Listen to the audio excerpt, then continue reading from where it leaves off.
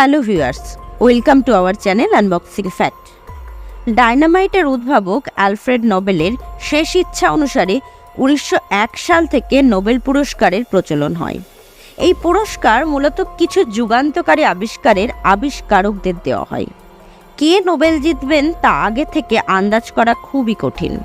নির্বাচনী প্রক্রিয়ার সমস্ত ডকুমেন্ট সযত্নে পাবলিকদের নজরের বাইরে রাখা হয়। কিন্তু এমন কিছু যুগান্তকারী আবিষ্কার রয়েছে যেগুলো যুগান্তকারী হলেও নোবেল পুরস্কার পায়নি। আসুন জানা যাক সেরকমই 5টি যুগান্তকারী আবিষ্কারের কথা যেগুলো জীবন বদলে দেওয়ার মতো ভূমিকা রেখেছে। নাম্বার 1, মানুষের প্রথম জিনোম চিত্রায়ন। নোবেল পুরস্কার পাওয়ার জন্য সবচেয়ে বেশি আলোচিত ছিল মানুষের জিনোমের চিত্রায়ন। এই সাহসী প্রকল্পটি 1990 সালে শুরু হয় এবং সম্পন্ন হয় 2003 সালে।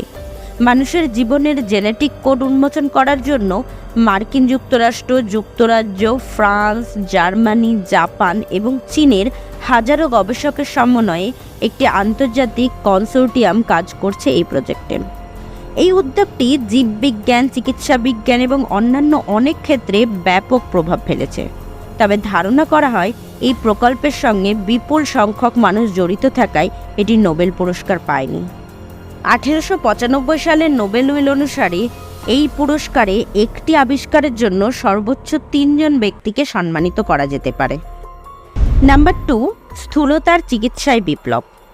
গত কয়েক বছরে স্বাস্থ্যসেবার জগতে আলোড়ন সৃষ্টি করেছে গ্লুকাগন লাইক পেপটাইড 1 নামে পরিচিত একটি হরমোনের অনুকরণকারী ওজন কমানোর ওষুধ। বিশ্বের প্রতি 8 জন মানুষের একজন স্থূলতায় ভুগছে। 1990 সালের পর থেকে এই সংখ্যা দ্বিগুণেরও বেশি হয়েছে। এই ওষুধ রক্তের শর্করা কমিয়ে ক্ষুধা নিয়ন্ত্রণ করে এবং স্থূলতা চিকিৎসা, টাইপ 2 ডায়াবেটিসের মতো রোগের চিকিৎসায় এটি কার্যকর। সভেতলানা ময়সোভ, ডক্টর জোয়েল হ্যাভেনার এবং লোটে বিয়েরে নুটসেন নামে 3 বিজ্ঞানী সিমাগ্লুটাইড নামে পরিচিত এই ওষুধটি আবিষ্কার করেছেন।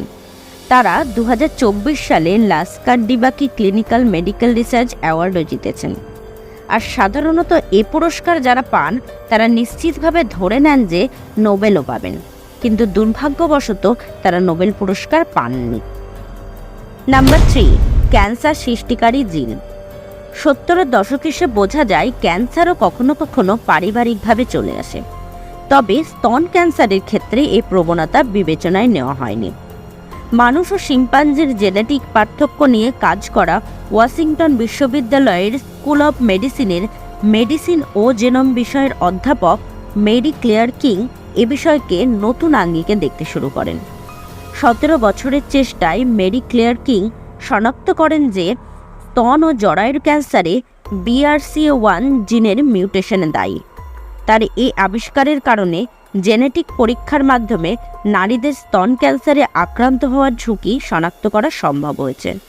এর মাধ্যমে ঝুঁকি কমাতে বেশি বেশি স্ক্রিনিং এবং প্রতিরোধমূলক সার্জারির মতো পদক্ষেপ নেওয়াও সহজ হয়েছে।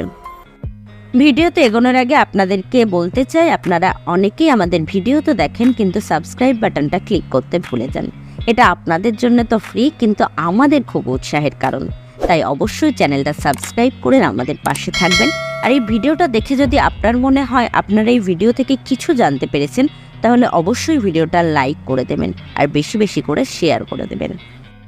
নাম্বার 4, আন্তরিক মাইক্রোবায়োম সম্পর্কে বোঝাপড়া। আমাদের শরীরে আমরা একা নই, ট্রিলিয়ন সংখ্যক মাইক্রোব যেমন ব্যাকটেরিয়া, ভাইরাস এবং ছত্রাক মানবদেহের ভেতরে এবং উপরিভাগে বাস করে, যা সম্মিলিতভাবে মানব মাইক্রোবায়োম নামে পরিচিত। গত 2 দশকে জেনেটিক সিকোয়েন্সে অগ্রগতির ফলে বিজ্ঞানীরা আরও ভালোভাবে বুঝতে পেরেছেন যে এই মাইক্রোবগুলো কিভাবে কাজ করে, তারা কিভাবে পরস্পরের সঙ্গে যোগাযোগ করে এবং বিশেষ করে অন্ত্রের মধ্যে মানব কোষের সাথে কিভাবে মিথস্ক্রিয়া করে। অধ্যাপক ডক্টর জেফ্রি গর্ডন এই ক্ষেত্রে একজন পথিকৃৎ। গর্ডন মানুষের অন্ত্রের মাইক্রোবায়োম এবং এটি কিভাবে মানব স্বাস্থ্যের উপর প্রভাব ফেলে তা বোঝার জন্য গবেষণায় অগ্রণী ভূমিকা পালন করেছেন। তিনি ল্যাবে ইঁদুরের গবেষণা চালিয়ে এ যাত্রা শুরু করেন। তিনি এমন গবেষণায় নেতৃত্ব দেন যেখানে দেখায় যে অন্ত্রের মাইক্রোবায়োম স্বাস্থ্যের অপুষ্টির জন্য ভূমিকা রাখে। এটি বিশ্বের 200 মিলিয়ন শিশুকে আক্রান্ত করেছে। অন্ত্রের স্বাস্থ্যের উন্নতির জন্য গর্ডনের রিসার্চের রেজাল্ট খুবই সিগনিফিক্যান্ট। নাম্বার 5, রূপান্তরের সক্ষম কৃত্রিম বুদ্ধিমত্তা। জীবনের জন্য প্রোটিন অপরিহার্য, আর জীবনেরই প্রয়োজনে প্রোটিনের স্ট্রাকচার আর তার ফাংশন বোঝা ঠিক ততটাই গুরুত্বপূর্ণ। দীর্ঘ এক্সপেরিমেন্টের পর 1 লাখ ইউনিক প্রোটিনের স্ট্রাকচার আর ফাংশন স্টাডি করা গেছে। যদিও স্যাম্পল সেটটা প্রোটিনের খুব ছোট্ট একটি অংশ।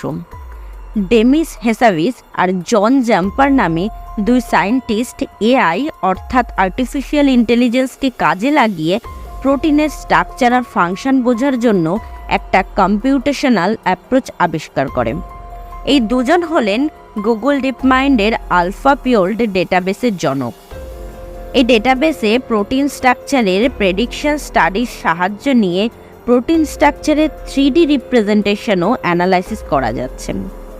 মানব জীবনের জন্য এটি সত্যিই একটি যুগান্তকারী আবিষ্কার।